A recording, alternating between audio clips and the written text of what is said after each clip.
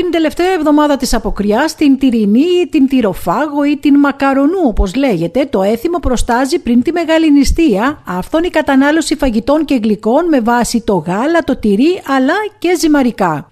Τα έθιμα είναι για να τηρούνται και να διατηρούνται. Στο κατάστημα της κυρίας Έφης Τσόλης, στο Δυτικό Εμπορικό Κέντρο Καλαμάτας, μπορεί κάποιος να βρει χειροποίητα ζυμαρικά για αυτήν την εβδομάδα αλλά και στη συνέχεια, όπως και άλλα προϊόντα παρασκευασμένα από αγνές πρώτες ύλες. Είναι με πρόβιο γάλα, το οποίο είναι παραγωγής μας το γάλα, και αυγά πάλι παραγωγής μας, γιατί έχουμε ζώα, πρόβατα και κότες.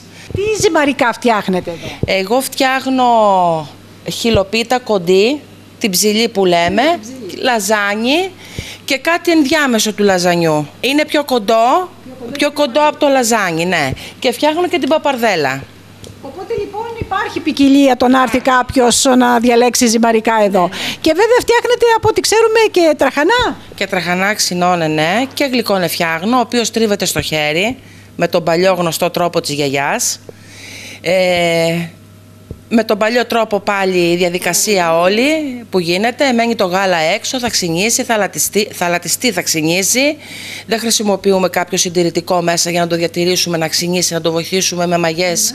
Όλα στο χέρι. Και η ζύμη του λαζανιού και της χιλοπίτας θα ανοιχτεί με τον πλάστη, όπως ανοιγότανε παλιά. Ναι, πάνω σε σανίδα, θα κοπεί με τα λωρίδες, θα μείνει στην κρυσάρα να στεγνώσει, θα περαστεί από το φούρνο και θα πάρει την ανάλογη θερμοκρασία για να μπει στο σακουλάκι να συσκευαστεί. Πόσο καιρό έχετε το κατάστημα εδώ? 1 χρόνο, 1,5 χρόνο περίπου. Τι σας λένε οι πελάτες σας που τα βλέπουν όλα χειροποίητα και βέβαια και με πρώτες ύλες δικές σας? Το καταλαβαίνουν στη γεύση. Εδώ είναι η γαλατόπιτα. Είναι πάλι με πρόβιο γάλα, αλλά έχω και με αγελαδινό, γιατί είναι κάποιοι άνθρωποι που δεν το προτιμούν με το αγελαδινό, με το πρόβιο, ναι. Το οποίο πάλι με τα υλικά δικά μας, το αυγό, το γάλα, στην πρώτη σειρά, και είναι ένα γλυκό που δεν υπάρχει εδώ στην Καλαμάτα.